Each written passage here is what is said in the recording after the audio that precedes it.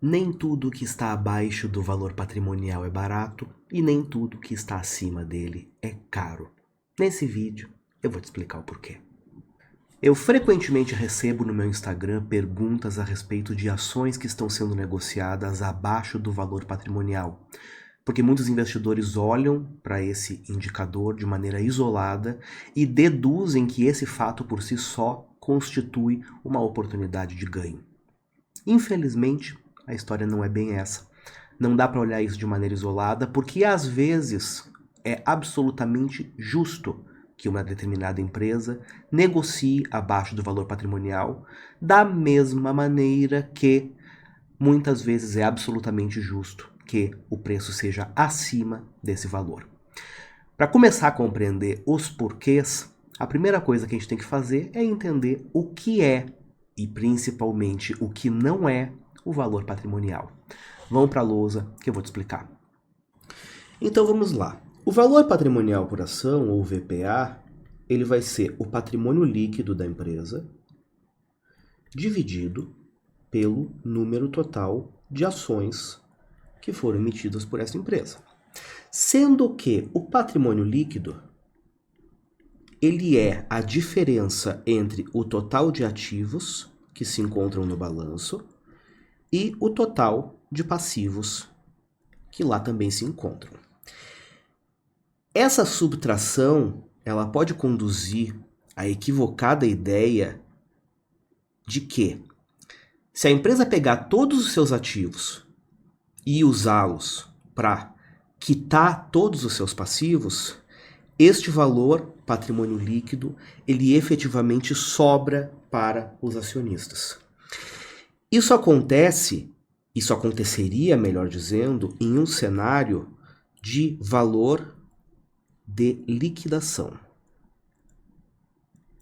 que basicamente é a ideia de vamos encerrar as atividades da empresa, acertar todas as contas e dividir entre os sócios o que sobrar. O grande problema dessa primeira interpretação, que a gente diz que ocorre quando a empresa está morta, é que na prática a coisa não é bem assim. Vamos fazer um rápido exercício aqui e vai ficar claro o que eu quero dizer. Digamos que você tem aqui desse lado os ativos. Aí os ativos da empresa são, existe aqui um valor que está em caixa, que digamos que é de 100. Existe um valor que está em aplicações financeiras, que é de 100 também. Aí a gente tem máquinas, que digamos que são 200. E a gente tem um software muito específico que a empresa desenvolveu, que está avaliado a 50. Digamos que esse é o total dos ativos da empresa, 100, 200, 450. Este é o valor pelo qual os ativos estão registrados no balanço.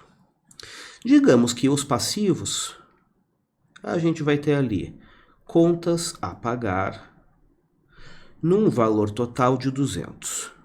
Consequentemente, o patrimônio líquido desta empresa vai ser 450 menos 200, um total de 250. Essa é a situação que a gente vai ter no balanço da empresa. Qual é o grande problema? Digamos que a gente vai efetivamente para um cenário de liquidação. Quando a gente vai para um cenário de liquidação, a gente precisa avaliar se os valores pelos quais os ativos e passivos estão registrados no balanço correspondem efetivamente aos valores pelos quais eles podem ser convertidos em dinheiro. Caixa já é dinheiro por natureza, então a gente vai assumir que eles continuam sendo 100. Aplicação financeira. Digamos que a empresa tem uma aplicação financeira que não tem liquidez imediata, que sei lá, é um CDB de 360 dias. Consequentemente, isso aqui não pode ser imediatamente convertido em dinheiro, pelo menos não pelo valor de face. Mas a instituição financeira se dispõe a converter isso por exemplo, 90 ao invés de 100. As máquinas, elas estão registradas pelo seu custo de aquisição, do qual é subtraído ao longo do tempo de depreciação. Só que na hora que você vai encerrar as atividades da empresa, talvez a condição comercial para você passar essas máquinas adiante, não seja a mesma que você efetivamente tinha quando você adquiriu, né? É a realidade de quando você tenta vender alguma coisa usada. Então, digamos que esses 200, na verdade, vão ser passados para frente por 160. E o software que foi desenvolvido, ele é muito específico para as necessidades particulares dessa empresa, ou seja, ele na verdade não tem valor comercial nenhum para ninguém. Então, na verdade, isso aqui, na hora de liquidar a empresa, acaba valendo 0. Consequentemente, 100, 260, 350 é o valor dos ativos em um cenário de liquidação. Os passivos continuaram sendo 200. Então a gente vai ter 350 menos 200. O efetivo patrimônio que existirá a dividir entre os acionistas vai ser de 150. E, consequentemente, quem estava de olho no valor patrimonial de 250 superestimou o valor de uma série de ativos por conta dos valores pelos quais eles estavam lançados no balanço, que em um cenário de liquidação não se sustentaram. E, consequentemente, ficou só 150. Essa é a primeira razão pela qual não faz muito sentido olhar de maneira isolada para o valor patrimonial, mesmo em um cenário no qual a empresa vai ser descontinuada. Só que tem mais, a gente também tem que pensar nas consequências de quando a empresa continuará operando, ou seja, quando a empresa continuará viva. Quando uma empresa está em operação, o seu valor vai ser determinado não pelo valor dos ativos detidos por essa empresa, mas sim pela capacidade que essa empresa tem de colocar esses ativos a serviço de uma determinada atividade, por meio da qual ela produz lucro, ela produz resultados econômicos. Mal comparando, é mais ou menos como a seguinte situação. Digamos que você tem um comércio, e dentro desse comércio você obviamente tem estoques, você tem máquinas e tudo mais. Só que esse comércio está aberto e, consequentemente, você tem clientes que vêm aqui dentro, que adquirem coisas, e aí você entrega bens e você recebe dinheiro e assim por diante. Afirmar que esse negócio é avaliado pelo seu patrimônio é a mesma coisa que dizer que ele vale a mesma coisa aberto, funcionando, ou então de portas absolutamente fechadas. O que a teoria nos ensina? Pensando em valor patrimonial especificamente, que a relação preço-valor patrimonial ela vai ser influenciada por 3 fatores. São eles: a rentabilidade. E quando a gente fala de rentabilidade, a gente quer dizer quanto que a empresa consegue gerar de lucro a partir do patrimônio que está investido no negócio. O segundo fator vai ser o crescimento, ou seja, qual é a capacidade que esse negócio tem de continuar expandindo o seu lucro. E o terceiro fator vai ser o custo de capital. Nesse vídeo eu não vou falar a respeito de custo de capital, mas você fica consciente de que ele existe e a gente vai assumir ele constante aqui e falar sobre ele em outra oportunidade. O que a teoria nos ensina? Que existe uma relação positiva entre preço-valor patrimonial e a rentabilidade da empresa, ou seja, quanto maior a rentabilidade, maior a relação PVP justa. E existe uma relação positiva entre crescimento e PVP. Quanto maior a capacidade de crescimento da empresa, maior o PVP justo. E uma relação negativa em relação a custo de capital. Ou seja, quanto maior o custo de capital, menor o PVP justo. E quanto menor o custo de capital, maior o PVP justo. Para fins de simplicidade, o que a gente vai assumir? A fórmula básica da teoria vai ser PVP é igual a ROI menos G dividido por K menos G, onde ROI é o retorno sobre o patrimônio líquido, lucro líquido sobre o patrimônio líquido, G é a taxa de crescimento e K é o custo de capital. Aqui, como eu já falei, a gente vai assumir que o K é uma constante. A gente fala sobre o K em outra oportunidade. E para simplificar os nossos cálculos, vamos assumir que o crescimento é igual a zero. A gente está falando de um negócio que não cresce. Então, ROI menos zero, K menos zero. A gente está falando que PVP é ROI dividido por K.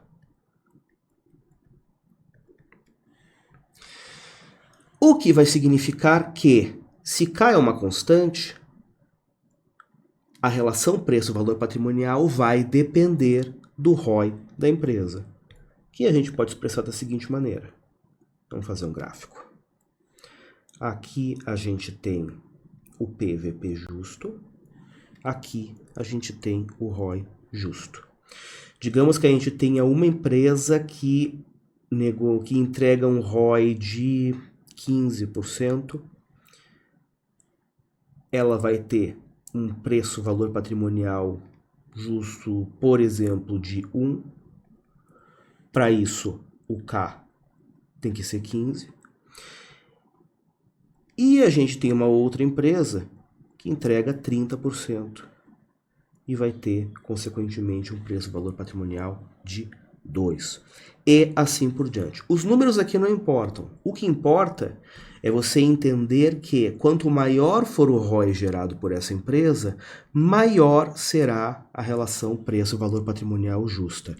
E, de fato, quando a gente pega as empresas do mercado e a gente plota em um gráfico a relação PVP e o ROI, a gente acaba vendo que o comportamento dessas empresas é uma coisa mais ou menos assim, ó.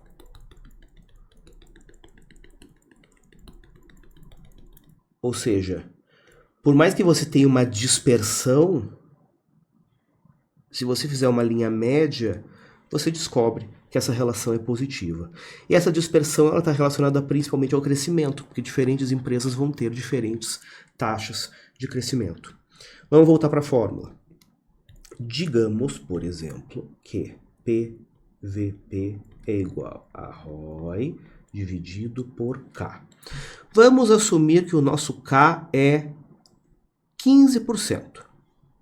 E o nosso ROI, a gente está falando de uma empresa que entrega 20% de ROI. Quando você divide 20 sobre 15, você vai descobrir que a relação justa vai ser 1,333.